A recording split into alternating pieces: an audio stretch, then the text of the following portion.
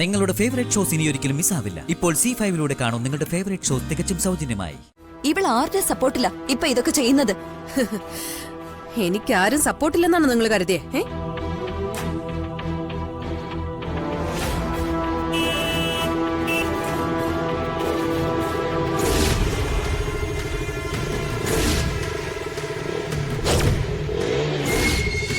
രാജലക്ഷ്മി അമ്മേ, ഞാനൊരു പൊളിറ്റീഷ്യൻ കൂടിയാണെന്നുള്ള കാര്യം മാഡം മറക്കണ്ട. Politics is the last resort of scoundrels. പോയി പണി നോക്കണം. രാജലക്ഷ്മിയമ്മേ പോവാം. അവൾ വരുന്നത് ചെമ്പകമംഗലത്തേക്കാ. ഞാൻ ക്ഷത്രിയനല്ലെങ്കിലും ആയുധം കരുതുന്നവനാണ്. പ്രതികളില്ലാതെ കൊല്ലപ്പെടുന്നവരുടെ പട്ടികയിലേക്ക് ഒരു പെൺകുട്ടി കൂടി.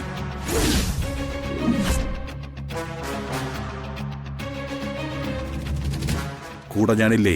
താൻ വാ.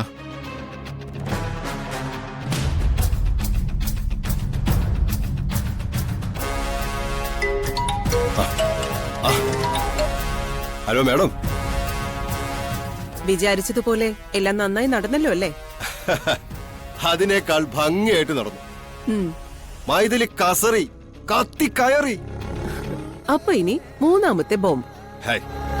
അതല്ലേ നമ്മൾ ചെമ്പകമംഗലത്തേക്ക് പാക്ക് ചെയ്ത് വിട്ടിരിക്കുന്നത്.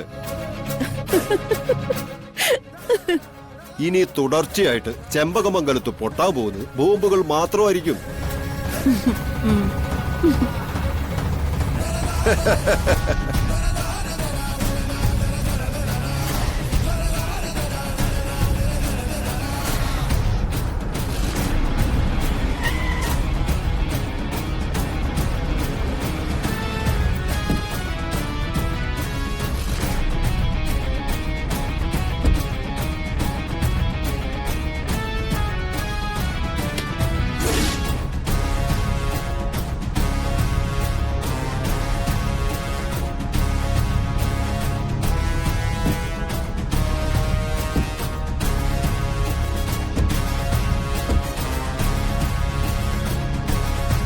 ഇനി ഇതിനകത്ത് ജീവിക്കുന്നതിനേക്കാൾ ഭേദം വല്ല കാടും കയറുന്നതാ.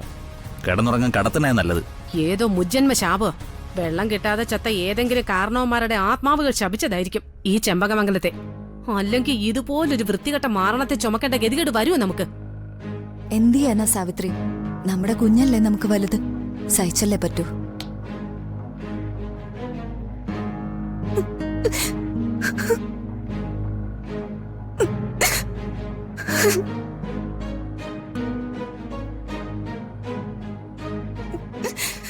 നിന്നെ ഒരാളെ കരുതിയാ ഞാനിതൊക്കെ സഹിക്കുന്നത്, അല്ലാതെ കുഞ്ഞിനെ ഓർത്തൊന്നുമല്ലേ. അതിനെ എന്തായാലും ഈ നശൂലം പിടിച്ചവള് പ്രസവിച്ചതല്ലേ. കാക്ക തടാകത്തിൽ കുളിച്ചാ അറിയാനേ ആവോ? സാവിത്രി, നമ്മളൊരു തീരുമാനത്തിൽ എത്തിച്ചറിഞ്ഞിട്ട് പോന്നതാണ്. എവിടെ വരെ പോകും നമുക്ക് നോക്കാം. അതുവരെ ക്ഷമിക്ക്. ചിലതൊക്കെ കണ്ടില്ലെന്നും കേട്ടില്ലെന്നും നടിക്ക്. കൈമലേട്ടൻ പറഞ്ഞത് അതിന്റെ ശരി. ചെമ്പകമംഗലത്ത് ഇപ്പൊ സൂര്യഗ്രഹണ സമയം. ലോകത്ത് സൂര്യഗ്രഹണം ഉണ്ടാകുന്നത് അസാധാരണമൊന്നും അല്ലല്ലോ. ഗ്രഹണവും അസ്തമയവും കഴിഞ്ഞ് പിറ്റേന്ന് നേരം വെളുക്കുമല്ലോ. നമുക്ക് നോക്കാം മോളെ. എന്നെ അവഗണിക്കുകയും അപമാനിക്കുകയും ചെയ്തതിന്റെ ശിക്ഷയാ ഇവർക്ക് കിട്ടുന്നത്. കിട്ടട്ടെ. എനിക്ക് ഇതിൽ പരം സന്തോഷം വേറൊന്നുമില്ല. ഇത് ഞാൻ എടുത്തു വെച്ചൊരു കുരിശ. ഇവളെ ഞാൻ തന്നെ അങ്ങ് തീർക്കട്ടെ മീനാക്ഷി. ഇവളെ കൊന്നിട്ട് കാർത്തേട്ടന് ജയിലിലേക്ക് പോവാം. പിന്നെ എനിക്കാരെ കാർത്തേട്ട? നീ ചിരിക്കൊന്നും വേണ്ട. പരാജയപ്പെട്ടവന്റെ ഒരു ചിരി മതി ജയിച്ചു എന്ന് കരുതുന്ന നിന്റെ ആത്മവിശ്വാസം ഇല്ലാതാക്കാൻ. കുഞ്ഞിനെ വെച്ച് നീ കളിക്കുന്ന ഈ കളിയുണ്ടല്ലോ, അത് നിന്റെ നാശത്തിന്റെ തുടക്കം. ഒട്ടും സംശയം വേണ്ട. എനിക്കൊരു കാര്യം എല്ലാവരോടായി പറയാനുണ്ട്. പറയാനുണ്ടെന്നല്ല, പ്രഖ്യാപിക്കാനുണ്ട്. പ്രഖ്യാപനം. രാഷ്ട്രത്തിന്റെ പ്രസിഡന്റ് ശ്രീമതി മൈഥിലി മാഡം രാജ്യത്തിലെ തന്റെ പ്രജകളോടായി എന്തോ പ്രഖ്യാപിക്കാൻ പോവാണെന്ന്. ഇനി എല്ലാവരും ശ്രദ്ധിച്ചോളൂ. കളിയാക്കൊന്നും വേണ്ട. ഞാൻ മുമ്പോട്ട് വെച്ച കണ്ടീഷൻസ് ഒക്കെ അംഗീകരിച്ചതിന് ശേഷമാ നിങ്ങളോടൊപ്പം ഈ കുഞ്ഞുമായിട്ട് ഞാൻ ഇങ്ങോട്ട് വന്നത്. ഡിമാൻഡുകൾ പാലിക്കാനുള്ളതാ. വ്യവസ്ഥകൾ പാലിച്ചില്ലെങ്കിൽ ഞാൻ വ്യവസ്ഥയോട് കാണിക്കും. എന്റെ അമ്മോ, വ്യവസ്ഥയെ അന്തസ്സുള്ളൊരു മഹാമഹതി നിന. ഇവൾ ആരുടെ സപ്പോർട്ടില്ല ഇപ്പൊ ഇതൊക്കെ ചെയ്യുന്നത്? എനിക്കാരും സപ്പോർട്ടില്ലെന്നാണ് നിങ്ങൾ കരുതിയേ?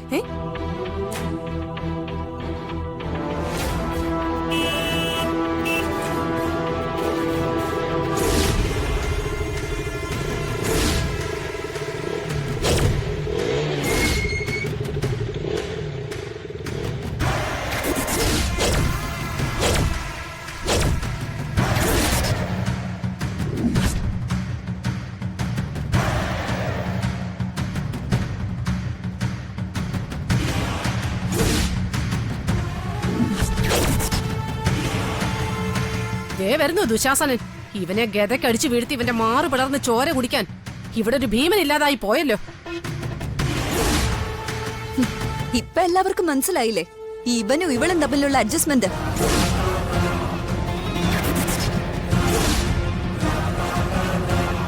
ഈ വീട്ടിൽ നടന്ന എല്ലാ കലാപങ്ങൾക്കും ചുക്കാൻ പിടിച്ചത് ഇവനും ഇവളും കൂടിയിട്ടാ. ദൈവമേ, സന്തോഷത്തോടെ ഒറ്റയ്ക്ക് നിന്ന് ഇവിടത്തെ കളികളൊക്കെ കണ്ട് രസിക്കാന്ന് കരുതിയതാ. കാര്യമൊക്കെ കുഴഞ്ഞു. ഇനി ഞാനും ഇതിലൊരു കഥാപാത്രമാവുമല്ലോ. ഇവനെ എടുത്തിട്ട് ബാസ്കറ്റ് ബോൾ കളിക്കുന്നത് ഞാൻ എത്രയെന്ന് പറഞ്ഞാൽ കണ്ടു നിൽക്കുന്നേ. ചതിച്ചല്ലോ എന്റെ ദൈവമേ.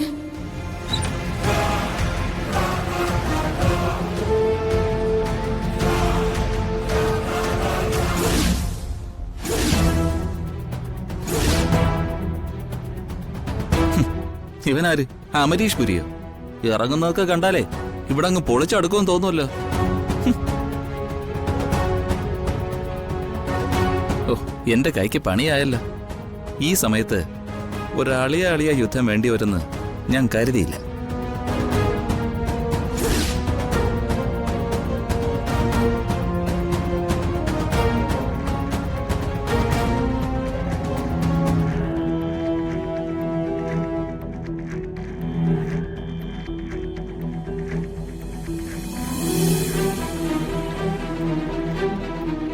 നീ ആരുടെ പെർമിഷനോടെ ഇതിനകത്ത് കയറിയിരിക്കുന്നത്? ഇറങ്ങണ വെളിയില്.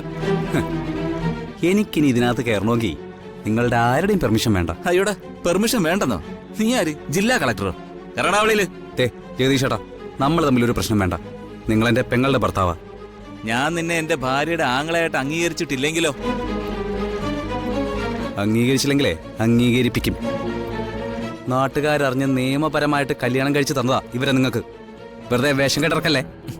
വേഷം കെട്ടിറക്കി നീ എന്തിവിടെ?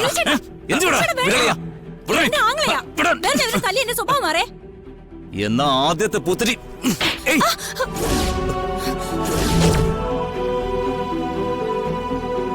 എന്താ സ്വഭാവം മാറോടി? അതെനിക്കിഷ്ടമായി.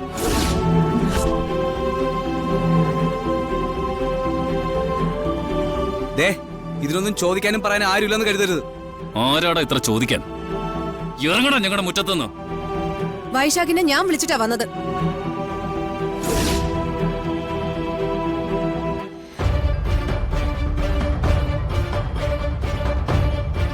കണ്ണി കണ്ട വൃത്തികെട്ടവരെയൊക്കെ ഈ വീട്ടിലേക്ക് വിളിച്ചു കയറ്റാൻ നീ ആരാടി? ഇവിടത്തെ പരമാധികാരികൾ ചെമ്പകമംഗലത്തെ രാജലക്ഷ്മി അമ്മയും ജനാർദ്ദന കൈമളുവാ. ആയിക്കോട്ടെ, അതിന് ഞാനൊന്നും പറഞ്ഞില്ലല്ലോ. പിന്നെ നിനക്ക് എന്താ പറയാനുള്ളത്? ഞാൻ പറഞ്ഞ ഡിമാൻഡുകളെല്ലാം അംഗീകരിച്ചിട്ടുള്ളത് ഈ നിൽക്കുന്ന മുത്തശ്ശിയാ. ഡൗൺലോഡ് ചെയ്യൂ C5 ആപ്പ്. കാണൂ എല്ലാ എപ്പിസോഡുകളും സൗജന്യമായി.